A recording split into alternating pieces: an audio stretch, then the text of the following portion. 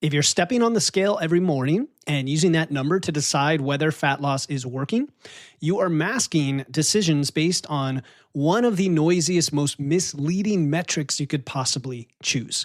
Your scale weight can swing 2 to 5 pounds overnight from water, glycogen, sodium, hormones. None of that is fat.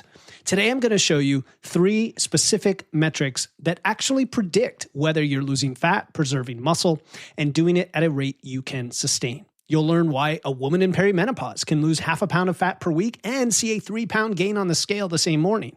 Why one measurement predicts your cardiovascular risk better than BMI, and the biofeedback signal that flags an unsustainable deficit before the scale ever catches up. Welcome to Wits and Weights, the show that puts a popular piece of fitness advice under the microscope, finds the hidden reason it doesn't work, and gives you the deceptively simple fix that does. I'm your host, certified nutrition coach Philip Pape. Summer is right around the corner, and if you're in a fat loss phase right now or you're about to start one, you need to know whether your approach is working.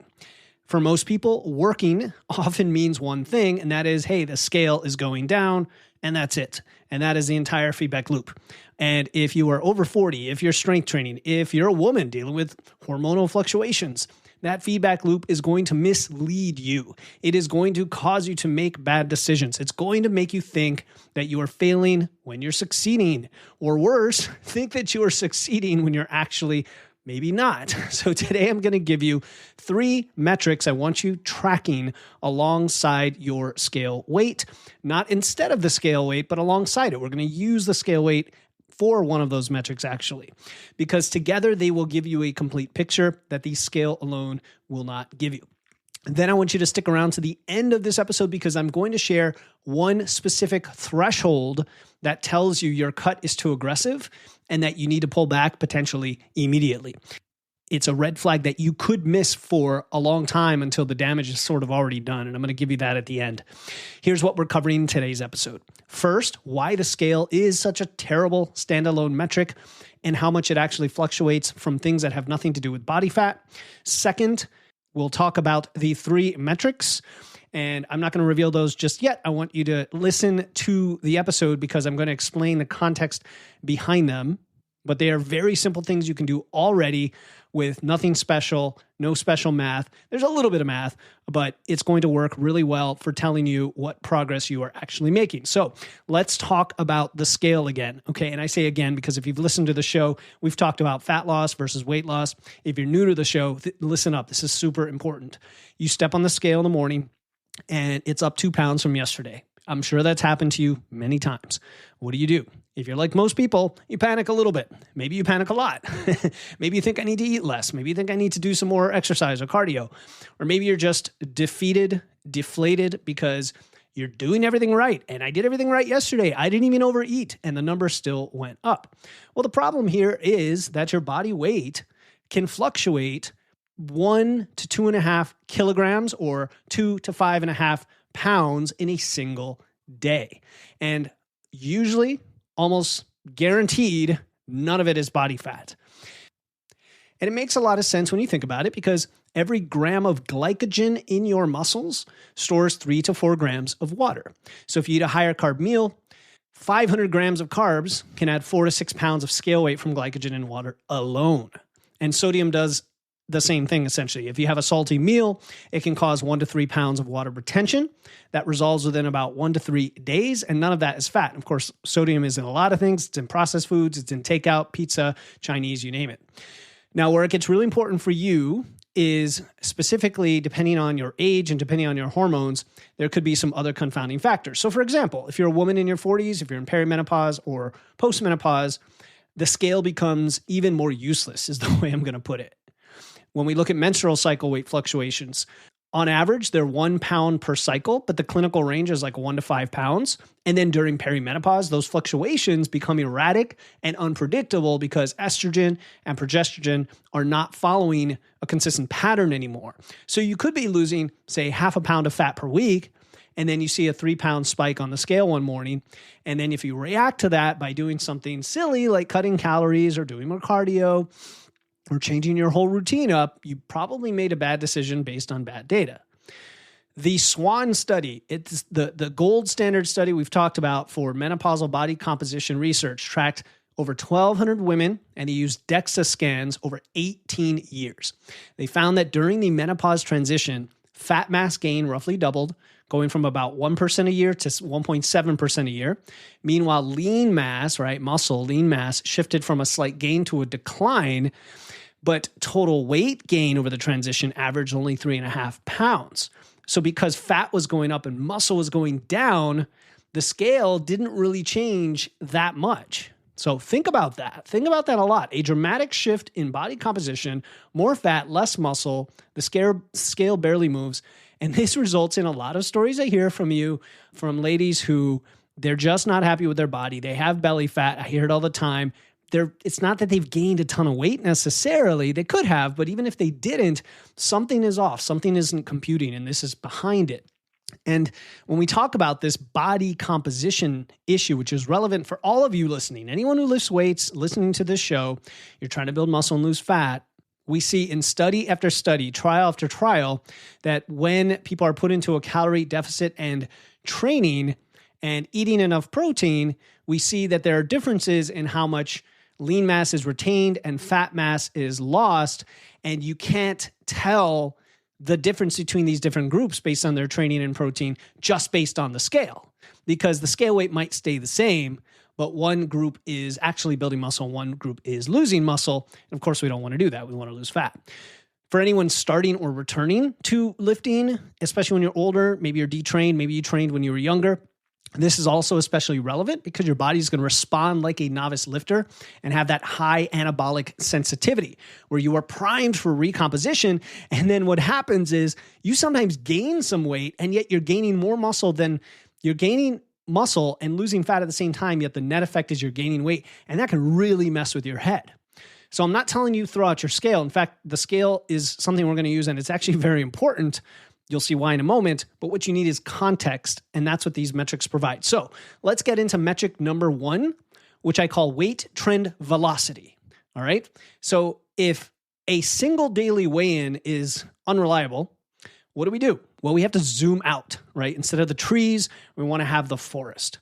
And so interestingly or ironically, to do this, we want to weigh ourselves every day. Okay, you're like, what? Just stick with me. You're going to weigh yourself every day under standardized conditions. The best time to do that is first thing in the morning, after using the bathroom, before you eat or drink, wearing minimal clothing. And you're going to do this every day. Then if you want to do this by hand, what you would do is calculate a rolling average. So 7 days is reasonable. I really prefer more like 14 days. But let's just say you want to start collecting this now, 7-day average, and then you're going to compare those rolling averages across time to see the trend. This is not the end of it. This is not the metric we're talking about yet. We're going to use the trend velocity, but we need to have the trend first. Now, if you use an app like MacroFactor, okay, I love MacroFactor. All of our clients and members use it and Eat More, Lift Heavy. If you want to go download the app and use my code WITS and WEIGHTS, all one word, you'll get a 2-week free trial to try it out for yourself. It's the only app that calculates your metabolism to give you accurate targets for calories and macros. So go download it, use my code WITS and WEIGHTS, all one word. But in MacroFactor, there's something called the trend weight. And the trend weight is an exponentially weighted moving average. So it essentially smooths out the daily noise and it gives more weight, pun intended, to more recent data points over 20 days. That is something you can do in a spreadsheet as well. But my point is it's over about a 3-week period, over 20 days. And what's cool about trend weight is it shows you the true direction that your weight is heading based on body fat change, because that's the energy storage in your body. And so it smooths out all the other noise from that daily number that's influenced by fluid. That makes sense? So the trend line is the signal. The daily number is just the noise, and we're trying to reveal the signal. But it only tells you, okay, my weight is going up or down. You also need to know how quickly that's happening. And this is where the rate of loss comes in. And it really matters a ton. So the consensus at this point is If you're going to lose weight on a deficit, you should be losing anywhere from like 0.5 to 1% at most of your body weight per week. There are exceptions to that rule. We're not going to get into those cases today, but in general, you peg the top end at 1% of your body weight per week if you want to avoid losing muscle mass. So for a 160-pound person, that's 0.8 to 1.6 pounds a week. If you're 200 pounds, that's 1 to 2 pounds a week. And again, we've seen studies on athletes, on trained individuals, showing that a body weight loss at these percentages of 0.7 versus 1.4 in one study resulted in similar weight, but the slower groups tend to gain more lean body mass or hold on to more lean body mass while they're losing the fat. And so that's where we get the confounding issue. If you're going too fast and you're losing weight too quickly, and a great example of this is GLP-1s, okay? You may be losing muscle mass and it confounds what's actually happening with your body. And we don't want to do that. We want to get more muscular or at least hold on to that muscle. So when you lose faster than about 1% body weight a week, these bad things tend to cascade. Your muscle protein synthesis tends to drop. Your body doesn't have the resources to care about preserving muscle anymore when all it's trying to do is find as much energy as it can.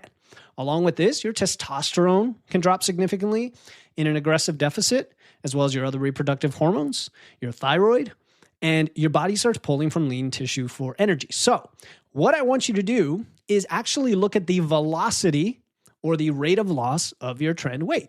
And all I mean by that is what percentage are you actually losing per week?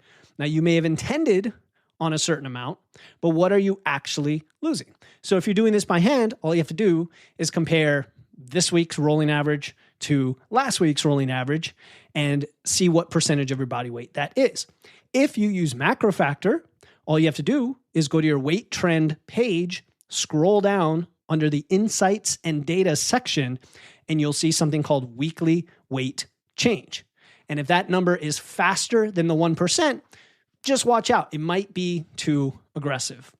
If the number is flat or slightly positive and you're trying to lose weight and it's been more than 3 weeks, don't panic. That is where metrics 2 and 3 come in to tell you whether the approach is working, even if the scale isn't showing it.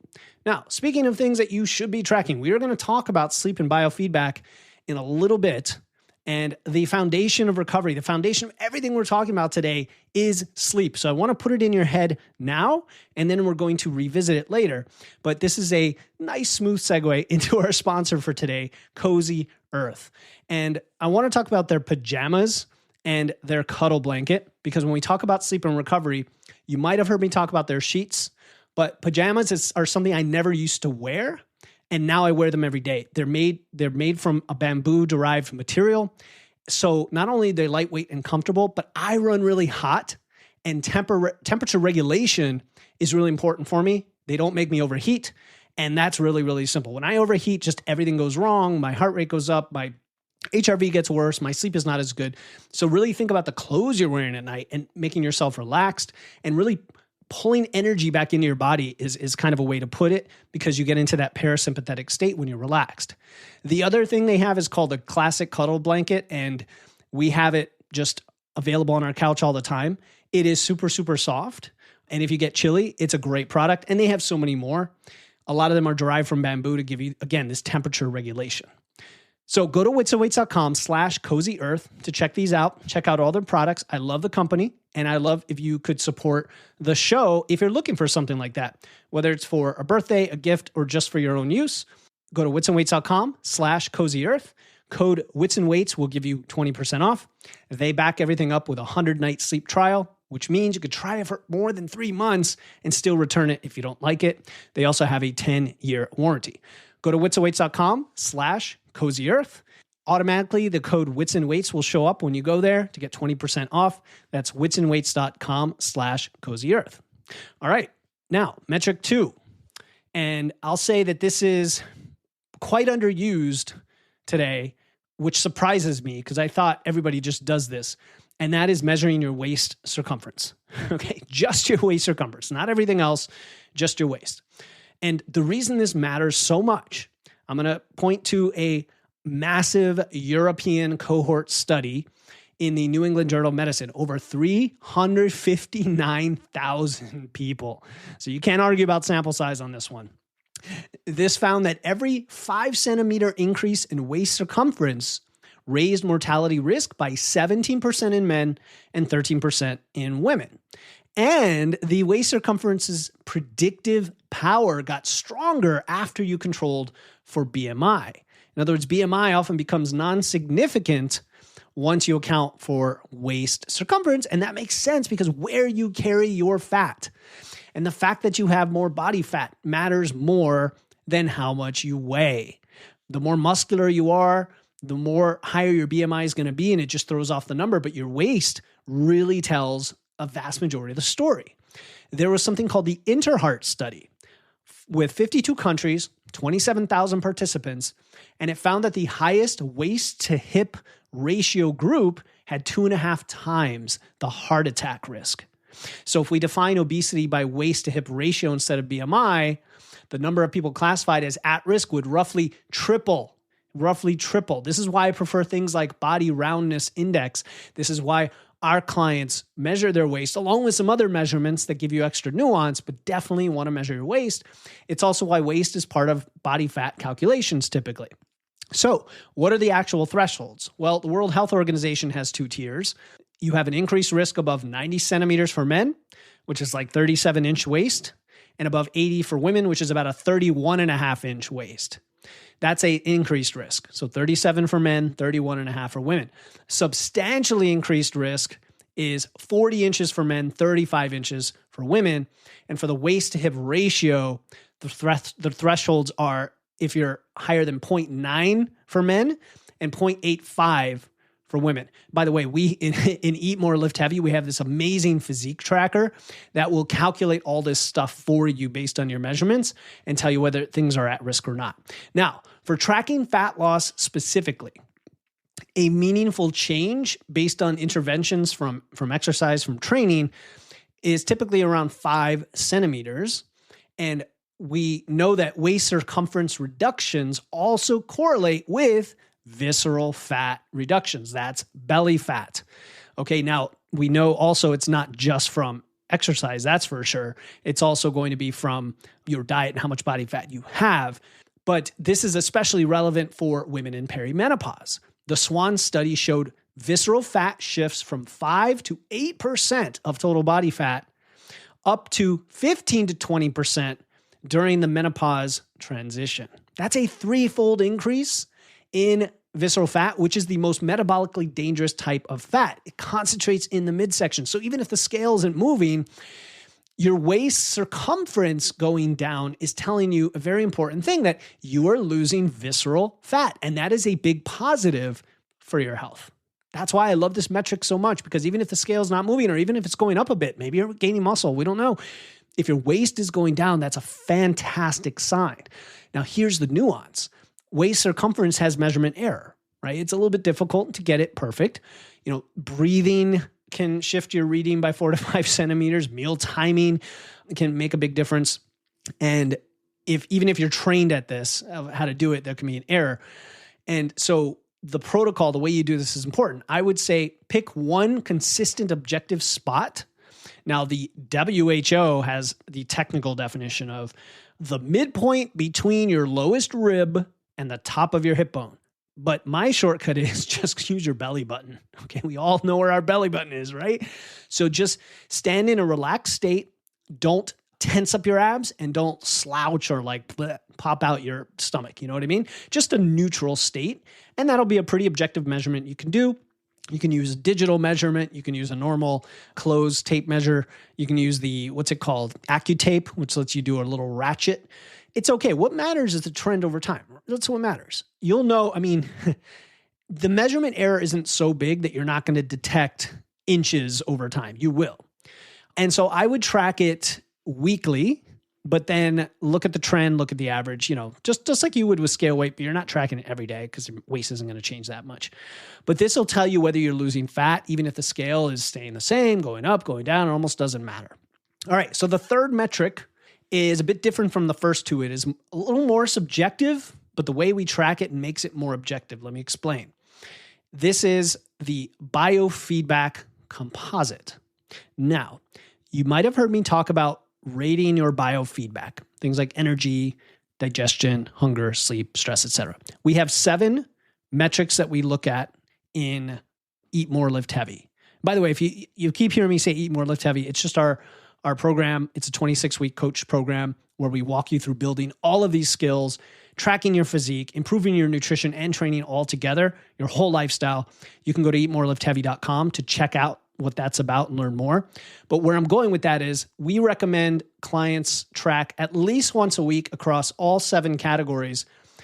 What I'm talking about today is a more precise measurement you can choose to do where you track 4 specific things on a scale of 1 to 10, and then you just average them up, and we're going to see if it deteriorates or not over time. Okay, those 4 things are hunger, energy, sleep quality, and training performance.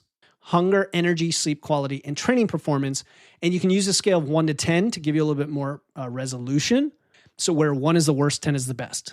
So like if you're super hungry all the time, that would be closer to a 1. If sleep is pretty poor, that's closer to a 1. If you're low energy all the time, that's close to a 1. And if your training performance is low, it's close to a 1, right? And then the opposite, if they're good, closer to 10. And you average them out. And the reason this works is it gives you a signal of your adaptations and your metabolism during a deficit. And that's because it shows up in how you feel, and that's the subjective part, but you know your body best, and how you feel becomes kind of objective because it's relative to how you felt last week. Well, you know how you feel day after day after day, and what's a good direction, what's a bad direction. And we know that your total daily energy expenditure, your metabolism, drops beyond what body mass loss would predict through reduced BMR, through decreased spontaneous movement, through hormonal shifts, especially lower leptin, lower thyroid hormones, higher cortisol, higher ghrelin, right? Appetite, metabolic hormones, stress hormones, all of that changes. And so your body is giving you signals very early in the process. And the question is whether you're paying attention to them and if they are, let's say, appropriate or within the window that's acceptable to you, or if you're working with a coach, that's what we tend to look at is, hey, let's use this as a proactive measure here. So if we look at the individual markers, those 4 things, start with hunger. Hunger is the strongest standalone predictor. And if I'm working with a client, I can look at their hunger all by itself and learn a lot about them. Not everything, but learn a lot. We know that an increase in hunger ratings predicts a decrease in adherence to your diet. And that's the biggest thing. It's simply that hunger makes it harder to stick to your diet. And temptation, the level of temptation you have, predicts an even larger decrease in your adherence. So temptation is kind of a subset when we think of hunger and cravings and temptation, right? There's a whole bunch of factors combined. Training performance is kind of like the physiological canary in the coal mine. Now, I know I mentioned this as the 4th metric, but in my notes, I had them out of order. It doesn't matter. Training performance is interesting because we know that in a deficit, strength gains tend to hold on for a while, but muscle mass starts to drop. And so if your performance in the gym is starting to drop, and performance can be measured in different ways. It can be measured with the actual numbers, but also in the effort and in how lethargic you are and how much energy you have and all that. It's kind of up to you how you do that. Again, in Eat More, Lift Heavy, we give you some prescriptions around that. But just pick a way to track that, either objectively based on your weights or slightly subjectively based on how you feel in the gym and things like that, to know whether you're losing muscle or not. That's how we look at it. Then we have sleep quality. Obviously, we know sleep is super, super important.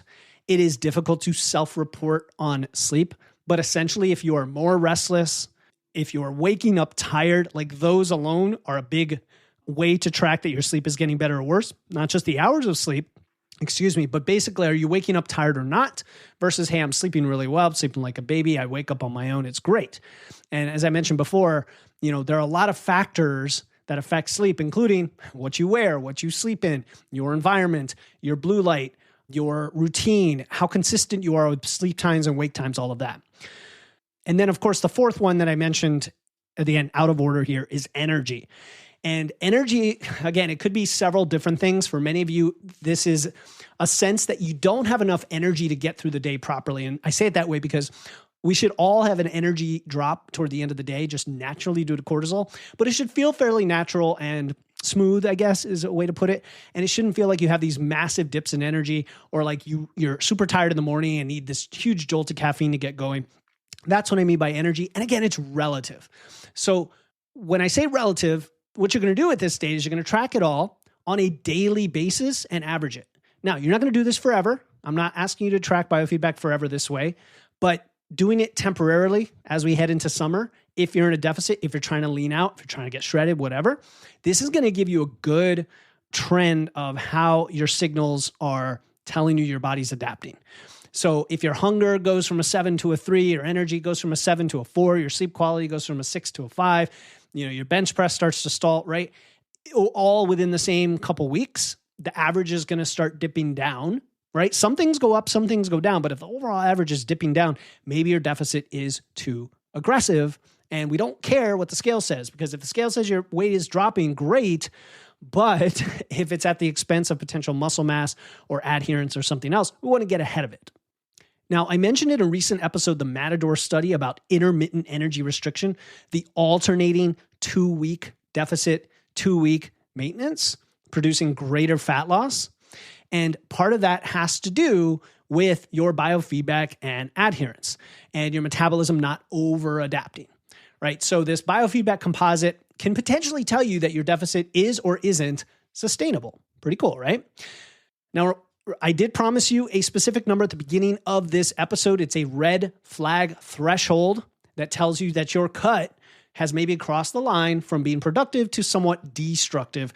I'm going to share that in a second. But if this episode made you realize that you want to track this stuff, but you don't want to use a bunch of spreadsheets or you don't want to manually track them, that's what we designed Fitness Lab for. It's an app that we designed and upgraded this spring and gives you personalized guidance on nutrition, training, biofeedback. It adapts to your data. It connects to Apple Health. Eventually, it will connect to the Google Health, and it can suck in all that data to really help you understand what's going on, whether or not you like tracking. But for a lot of people, you don't like it. And ironically, even though this sounds like a tracking app, it is not a tracking app. It actually tracks a lot of the stuff for you and tells you what to do with it. And then it's super empowering. So go to witsandweights.com/app to check it out. That is witsandweights.com/app. The link is in the show notes. Okay, here's the red flag number, and it's going to be based on that third metric, the biofeedback composite, the average of your hunger, energy, sleep, and training performance. If it drops below 5 for 3 or more days in a row, almost guaranteed that your cut is too aggressive. So that's the threshold I would look for. If it drops by 5 to below a 5 for 3 days in a row, it means at least 2 of those 4 markers are significantly impaired at the same time, just based on math, based on averages. And that is a pattern that is predicting unsustainable dieting, potential muscle loss, and a potential rebound where you overconsume and you binge. One single bad number is not going to get the average below a 5 for 3 or more nights. That's why we like this. Okay. But when it does, you have 2 options. Option 1, take a diet break. Eat at maintenance for about a week. Research shows this lowers hunger. It improves your alertness. It preserves muscle endurance. It reduces your metabolic rate being suppressed. It's a great tool. Option 2, it's just you reduce your calorie deficit a little bit. So stay in the deficit, but increase those calories. So it's maybe 200 to 300 calories of a deficit and reassess for a week. This is going to give you a good idea of whether it was simply a pass the line for your deficit and the deficit's okay, or whether just the deficit itself is the problem. You can kind of compare the two. And then if you have to, you can still take a diet break, right? We know that pushing through an unsustainable deficit does not get you to your goal faster.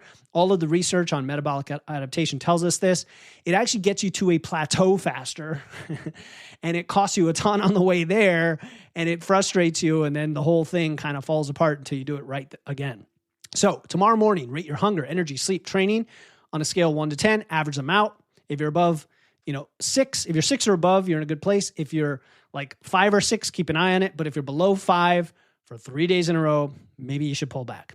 All right, until next time, keep using your wits lifting those weights. And remember, the scale measures gravity, not progress. That's it.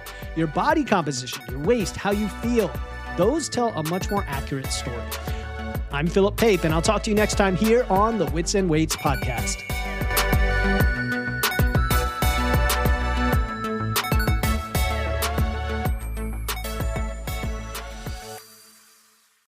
This podcast is for educational purposes only and is not intended as medical advice. Please consult your healthcare provider before making any health changes. Some links mentioned may be affiliate links, which means I may earn a commission at no extra cost to you if you choose to purchase.